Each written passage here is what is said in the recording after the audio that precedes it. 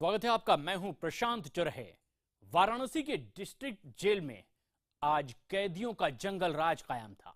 दरअसल कैदियों ने जेल में कब्जा कर लिया था और कैदियों के बवाल के आगे प्रशासन भी लाचार नजर आया। कुल मिलाकर कैदियों ने प्रशासन को घुटने टेकने पर मजबूर कर दिया था।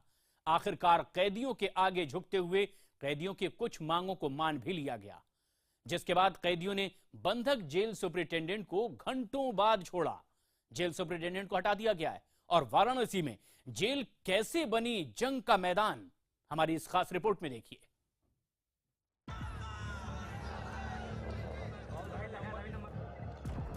शनिवार सुबह से ही वाराणसी के जिला जेल में हालात बेकाबू थे। कैदी लगातार प्रशासन के खिलाफ नारेबाजी और पथराव कर रहे थे। बीच बीच में गोली चलने की भी आवाज आ रही थी। कुल मिलाकर जेल में जंग की स्थिति नजर आ रही थी। शनिवार की सुबह परेड के बाद कैदियों ने जिला जेल में करप्शन, अवैध लेन देन, खाने की खराब गुणवत्ता के विरोध में हंगामा शुरू किया। कुछ बंदी रक्षकों ने डांट कर समझाने की कोशिश की तो मामला और बिगड़ गया। बंदियों ने बंदी रक्षकों पर हमला कर दिया। इसके बाद बंदी रक्षकों और कैदियों के बीच आपस में जमकर मारपीट हुई। इसी दौरान समझाने गए डिप्टी जेलर अजय कुमार राय को भी हमला कर घायल कर दिया गया। इतना ही नहीं, जेल अधीक्षक आशीष तिवारी को बंधक बना लिया गया। कैदियों ने पुलिस पर पत्थरबाजी की तो पुलिस ने उन्हें काबू में करने के लिए कई राउंड हवाई फायरिंग की। भिड़ंत के बाद स्थिति नियंत्रण से बाहर हो गई थी। जेल में बवाल की सूचना मिलते ही जिला प्रशासन में हड़कंप मच गया। आनन फानन में डीएम मौके पर फोर्स के साथ पहुंचे। उन्होंने नाराज कैदियों से बात करनी शुरू कर दी। कैदी जेल में जारी गड़बड़ियों की ओर इशारा कर रहे थे। इतना पड़ताल किया जाए, जीने मरने की हम लोग उसकी जांच होगी, मजिस्ट्रियल जांच। क्या जांच होगी? एक बार बता दो सर, सुनिए। पहले कभी बताए, कभी पहले बताए सर, एक मिनट। ऐसा है कि देखिए, बाहरी कोई भी आता है, चाहे जिला मजिस्ट्रेट लोग चले जाएंगे, उसके बाद हम लोग जानवर की तरह मारा जाता है, जानवर की तरह। वो सब सही है, तुम्हारी बात उचित कार्रवाई होगी। मजिस्ट्रेट से जांच कराएंगे। मजिस्ट्रेट को मैं यहाँ जेल अधीक्षक बना रहा हूँ और दोनों जेल अधीक्षक और ये ट्रांसफर हो जाएगा। 50 लाख रुपए महीना अधिकारी कमाते हैं, 50 लाख रुपए महीना अधिकारी। तुम्हारी सही, उस पर कार्रवाई होगी ना, कार्रवाई होगी।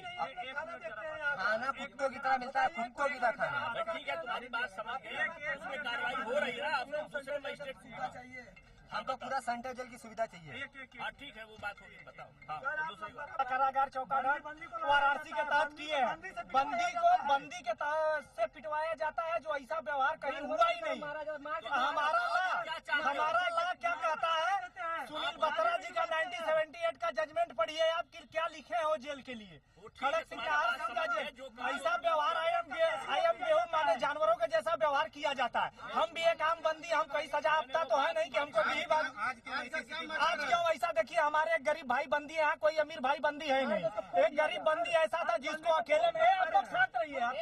एक हमारे गरीब भाई बंदी था जो उसको अकेले में निकाल के ये लोग मारने का प्लान किए। जो पूरा बंदी माने आए दिन का एक काम है, आज एक दिन का काम नहीं है कि ऐसा है। क्योंकि ये अधिकारी खुद हमारे बंदी को मारे, कोई गलती करता है उसके लिए हम एक्सेप्ट करेंगे, मगर ये बंदियों को बंदियों से मरवाते हैं। और चूंकि जो खाना पीने का व्यवस्था जो इतना कड़क हो गए हैं कि हम लोग इसमें मारने में ही कितनी हत्याएं लोग मर, 4 हत्याएं। सुनिए, 4। अब आपको बताते हैं कि आज का बवाल आखिर शुरू क्यों हुआ। आज एक बंदी को, उसका नाम क्या था? राज किशोर को मारा गया, बहुत बुरी तरह से दौड़ा के मारा गया। और अंदर है क्या वो? नहीं, वो उधर ही है। वो हॉस्पिटल में है या किधर है, या जिंदा है, मर गया है, हमको इसके बारे में कोई जानकारी नहीं है। बस ऐसे ही परेड की वजह से कुछ मारा गया। दोपहर तक जेल में बवाल चलता रहा। वाराणसी जिला जेल में जंगल राज की तस्वीरें डराने वाली थी। जेल के अंदर मौजूद दर्जनों कैदी कभी छत पर तो कभी पेड़ पर चढ़ जाते थे। खाने को लेकर अपनी नाराजगी दिखाने के लिए वो रोटियां लेकर प्रदर्शन भी कर रहे थे। कैदियों का कहना था कि उन्हें बेहद घटिया क्वालिटी का खाना दिया जाता है और जेल की प्राइवेट कैंटीन से महंगा खाना खरीद कर खाने के लिए दबाव बनाया जाता है। कैदियों के साथ प्रशासन तरह तरह के अत्याचार करता रहता है। मारपीट के दौरान घायल डिप्टी जेलर का इलाज फिलहाल जारी है। डिप्टी जेलर के अलावा कुछ कैदी भी घायल हो गए थे। वाराणसी जिला जेल घंटों तक कैदियों के कब्जे में रहा। कुछ कैदी आंदोलित हैं, इनको ये बता रहे हैं कि इनके किसी साथी को जो है, किसी कैदी को मारा पीटा है लोगों ने, तभी से बवाल बना और उन लोगों ने जेल अधीक्षक को बंदी बना लिया। हम लोग जेल में आ गए हैं, बातचीत हो रही है और मामला सुलटने के कारण स्थिति ठीक है। यूपी बीजेपी अध्यक्ष लक्ष्मीकांत वाजपेयी ने इस घटना पर सवाल उठाते हुए कहा कि ऐसी नौबत आई ही क्यों। मेरा कहना है कि उत्तर प्रदेश की समस्त जेलें बारूद के ढेर पर बैठी हैं और गृह मंत्री हैं माननीय मुख्यमंत्री जी, जनता जवाब चाहती है कि लखनऊ लाशों का डंपिंग ग्राउंड क्यों बन रहा है। जनता ये जवाब भी चाहती है आपसे कि जेलों में इस प्रकार के अपराधियों को साधन कौन मुहैया करा रहा है। बता दें कि इस छोटी सी जेल में बड़े बड़े माफिया कैद हैं। इससे पहले ही इस जेल में कैदियों ने डिप्टी जेलर की हत्या कर दी थी। कैदी शिकायत कर रहे हैं, आरोप लगा रहे हैं, लेकिन अपनी मांगों को मनवाने का जो रास्ता इन्होंने अख्तियार किया है वो कानून के खिलाफ है। Bureau report, IBN 7। जेल में जंग के बाद अब एक ऐसी खबर जो आपके लिए बेहद जरूरी है। गुजरात के सूरत की घटना देश के उन सभी अभिभावकों के लिए एक बड़ी चेतावनी है जिनके मासूम बच्चे किसी स्कूल में पढ़ते हैं। आप जिस ऑटो ड्राइवर के भरोसे अपने बच्चे को स्कूल भेज रहे हैं, वही आपके बच्चे के साथ कहीं हैवानियत तो नहीं कर रहा है। सूरत की यह घटना आपको सचेत करने के लिए है।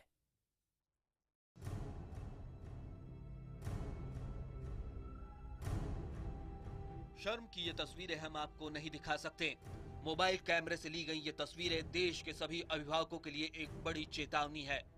सूरत के एक स्कूल के बाहर खड़ी इस ऑटो को गौर से देखिए कि कैसे एक अधेड़ उम्र का शख्स ऑटो के अंदर एक मासूम बच्ची के साथ छेड़खानी कर रहा है।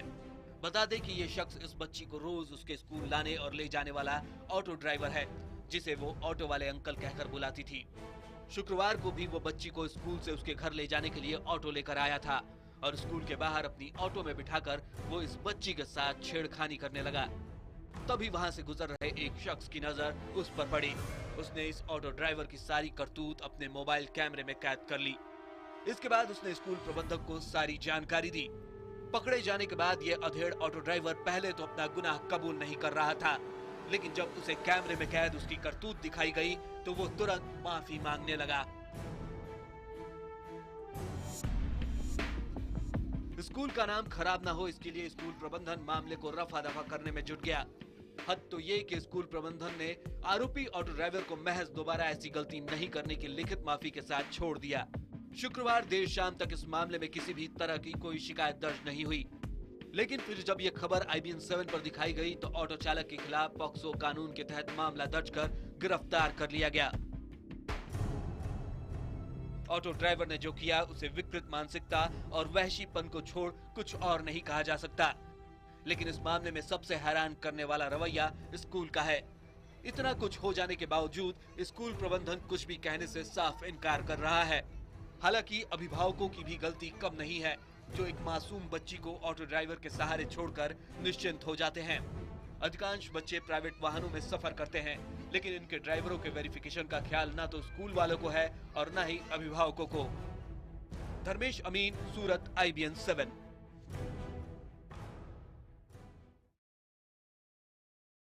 देश की राजधानी दिल्ली में एक महिला कारोबारी को बिजनेस मीटिंग के बहाने बुलाकर के रेप का मामला सामने आया है। घटना दिल्ली के पॉश इलाके, हाई प्रोफाइल इलाके कनॉट प्लेस की है।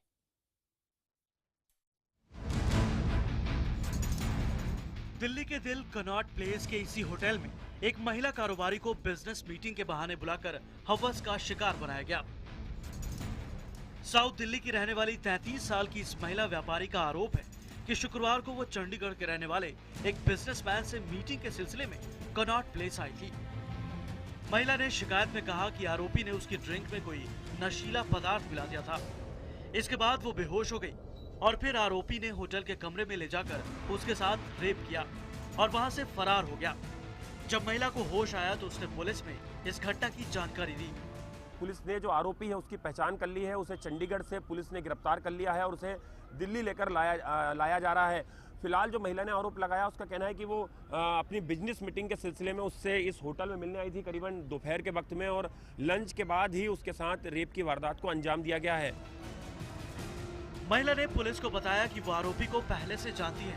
महिला के मुताबिक बिजनेस के सिलसिले में पहले भी दोनों चंडीगढ़ में मिल चुके हैं। महिला की शिकायत पर पुलिस ने IPC की धारा 376 के तहत रेप का मामला दर्ज कर आरोपी को गिरफ्तार कर लिया है। पुलिस का कहना है कि इस मामले में होटल के स्टाफ से भी पूछताछ की जाएगी।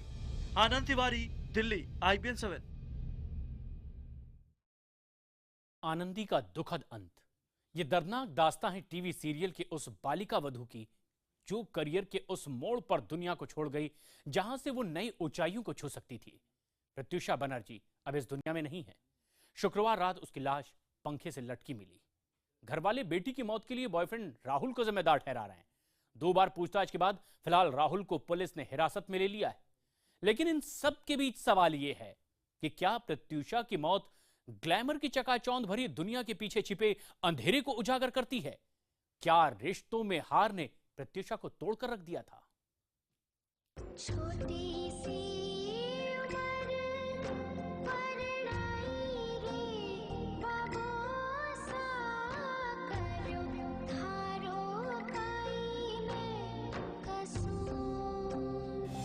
छोटी सी उम्र में दुनिया छोड़ गई आनंदी। सिर्फ 24 साल की ही तो थी प्रत्यूषा बनर्जी उर्फ आनंदी। 17 साल की उम्र में बालिका वधू सीरियल से करियर की शुरुआत की थी और कुछ ही वक्त में वो हिंदुस्तान के घर घर की चहेती आनंदी बन गई। मगर आनंदी का इस तरह से दुनिया छोड़ जाना कई सवाल खड़े करता है। बहरहाल प्रत्यूषा के परिवार की तो दुनिया ही उजड़ चुकी है। घर वालों का रो रो कर बुरा हाल है। माँ की सबसे बड़ी टीस ये है कि वो आखिरी वक्त में अपनी बेटी से बात तक नहीं कर पाएंगी।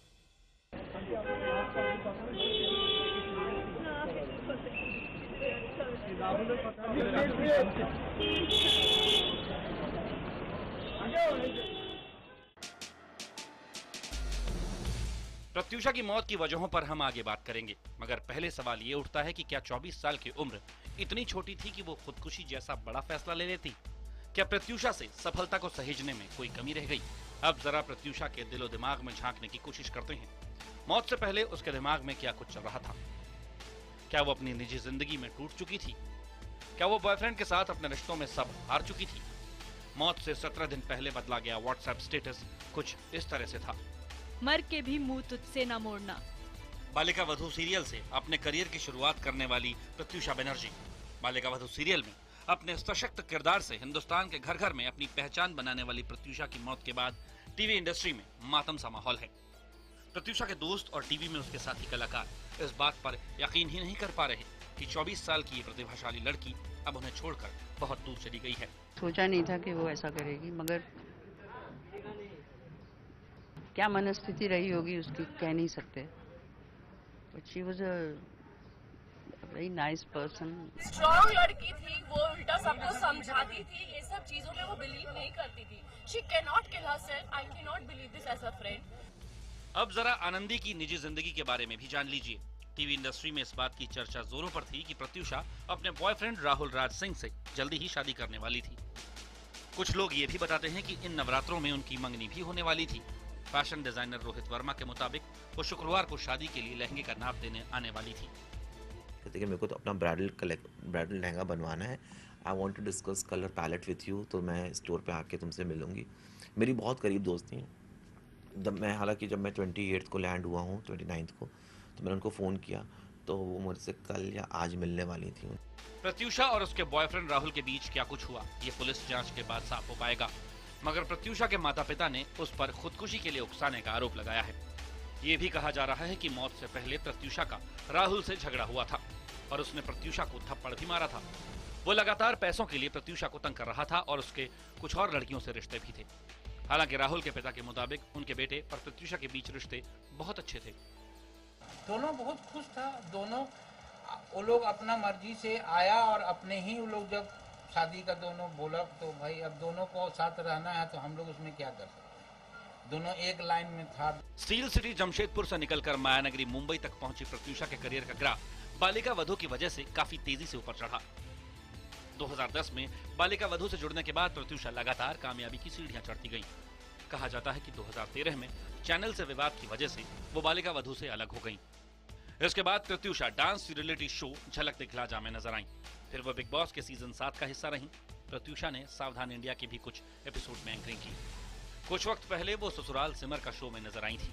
प्रत्यूषा अपने बॉयफ्रेंड राहुल के साथ पावर कपल में भी थी और कहा जाता है कि यहीं से दोनों के बीच झगड़ों की शुरुआत हुई थी। कुल मिलाकर प्रत्यूषा कभी खुद को विवाद से दूर नहीं रख पाई। ग्लैमर की चकाचौंध के बीच रिश्ते में होने के बावजूद क्या वो किसी खालीपन से जूझ रही थी? क्या किसी भी रिश्ते में उन्हें ऐसा भरोसा नहीं मिल पाया जो उन्हें संभाल पाता? Bureau report, IBN 7। देश दिन भर में फिलहाल इतना ही। ब्रेक के बाद 7:30 बजे देखिए अप्रैल में आ गया जून, खबरों में खास।